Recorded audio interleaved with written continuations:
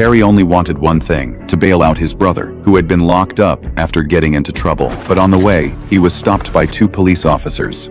Without any explanation, they seized all the cash he had, the money meant for his brother's bail. That was his brother's only hope. Terry swallowed his anger and did not fight back, because getting his brother out was all that mattered. When he finally arrived at the courthouse, he realized no one was willing to help. Even after he showed proof that the money had been taken by the police, they simply ignored him. With no other options left, Terry called an old acquaintance, a restaurant owner he knew from before. The owner was willing to help, but said it would take a few days to gather the money. That night, Terry had nothing, no money, and nowhere to go, so he spent the night by the river. After figuring out where the police station was, he decided he could not just let it go. The next morning, he walked straight into the station to report it. The officer who took his money immediately stepped forward and threatened him to leave right away. He said if Terry kept causing trouble, he would arrest him for filing a false report. Then the police chief came out. He told Terry that someone like him, who was already under suspicion, should be grateful he was not in handcuffs. The chief warned him, if he came back looking for trouble, they would charge him with something far worse. Then he ordered Terry to stop recording and leave the station immediately. At that moment, Terry finally saw the truth.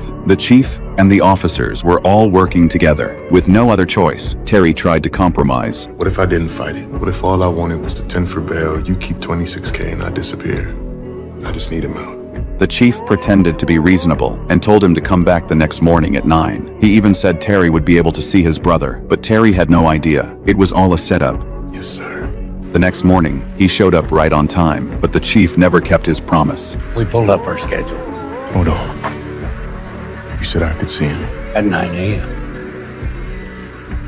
You're 3 minutes late. Terry's anger exploded, but he had no time to lose control, because inside that prison, there was a man who had a deadly feud with his brother. If they crossed paths, his brother might not survive. Terry chased down the transport vehicle with everything he had. He told his brother to stay quiet and keep a low profile, survive no matter what, and promised he would get him out soon. Neither of them realized that would be the last conversation they would ever have. After returning, Terry called the restaurant owner again, hoping to finally settle the money situation, but the chief had already made his move. The restaurant had been shut down by inspectors. Only then did Terry finally understand the chief's plan. Letting him see his brother was never an act of kindness. It was simply a way to buy time and investigate who Terry really was. It did not take long for them to uncover his past. Terry had once served in the United States Marine Corps. What's that? McNabb. Maybe he's a navigator?